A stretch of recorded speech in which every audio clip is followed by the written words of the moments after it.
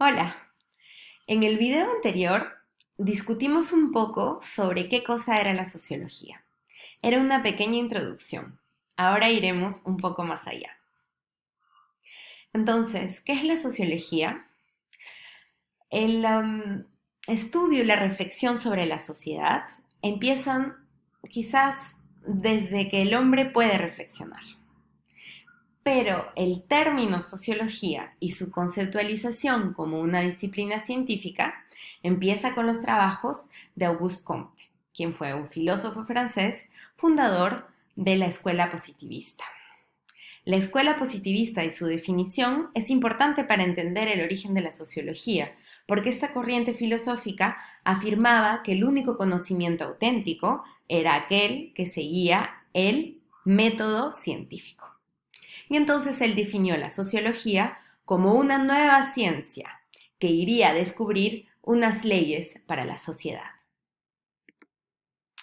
Algo de esa definición que elaboró Comte sobrevive todavía, pero hoy en día más bien entendemos la sociología como el estudio sistemático de las sociedades humanas y del comportamiento humano. Y la verdad es que la sociología desde entonces hasta ahora ha evolucionado muchísimo. Casi no hay organizaciones y grupos sociales que no hayan sido considerados por los estudios sociológicos a lo largo de su historia. Y al tener un campo de acción tan amplio de forma intencional, pues los límites de la disciplina ya no son tan claros. Por eso algunos han preferido definirla como una perspectiva. Para entender esto, vamos a ver el trabajo de un sociólogo más reciente, Kai Erikson. Kai Erikson dice justamente que el hecho de que la mayor parte de sociólogos consideran su campo de trabajo como un acercamiento en vez de simplemente un tema es algo muy relevante. Para él lo que va a decir es que prefiere definir la sociología como una perspectiva en vez de un cuerpo de conocimiento. Y lo que nos diferencia de otros observadores de la escena humana es cómo miramos al mundo, la manera en cómo nuestros ojos están enfocados, la manera en cómo nuestros reflejos intelectuales están establecidos y cómo nuestras imaginaciones están afinadas. Pero entonces, ¿cuál es la perspectiva sociológica? ¿Cómo es que miramos la sociedad? Me imagino que ustedes han caminado por Lima y quizás esta foto, esta imagen, se les hace familiar.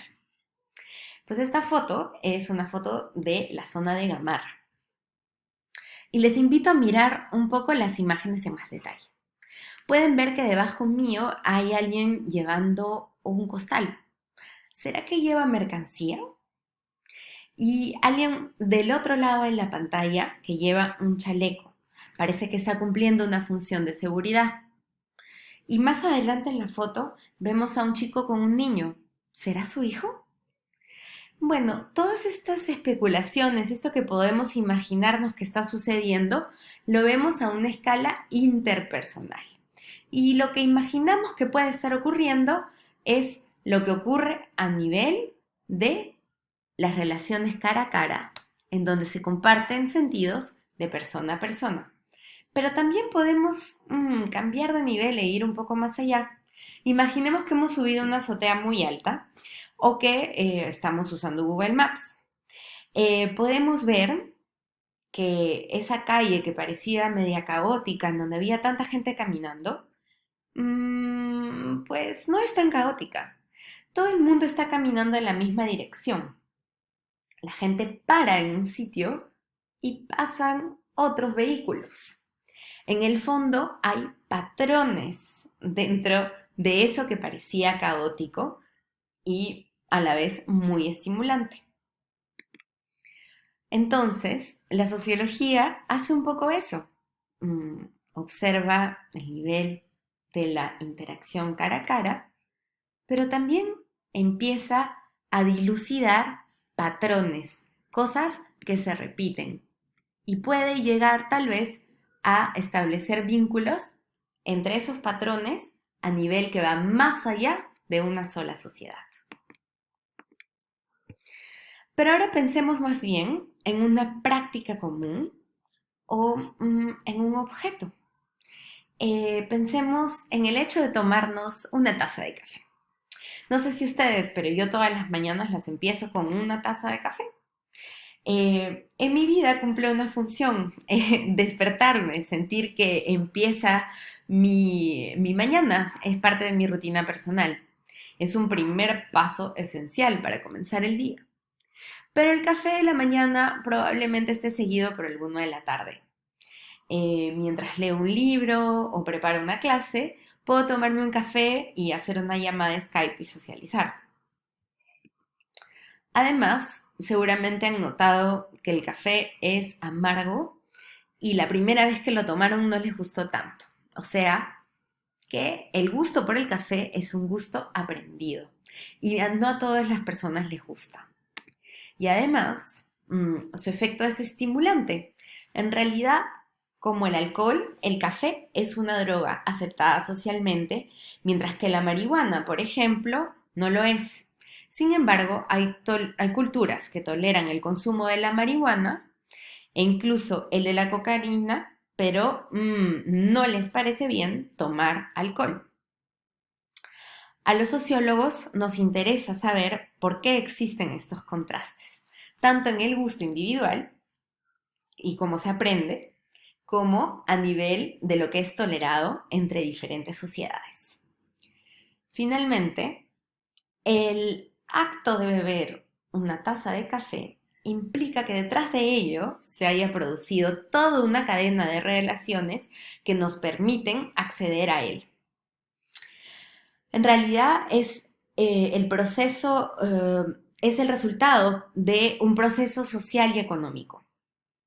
Es un producto situado en el centro de debates de actualidad que tienen que ver con la globalización, el comercio internacional, los derechos humanos y hasta la destrucción del medio ambiente.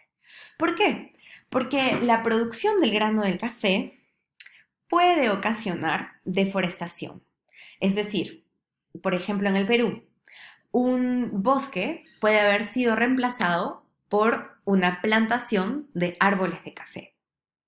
Y las personas que están produciendo ese café pueden recibir muy poca paga en relación a lo que gana el intermediario o el vendedor final.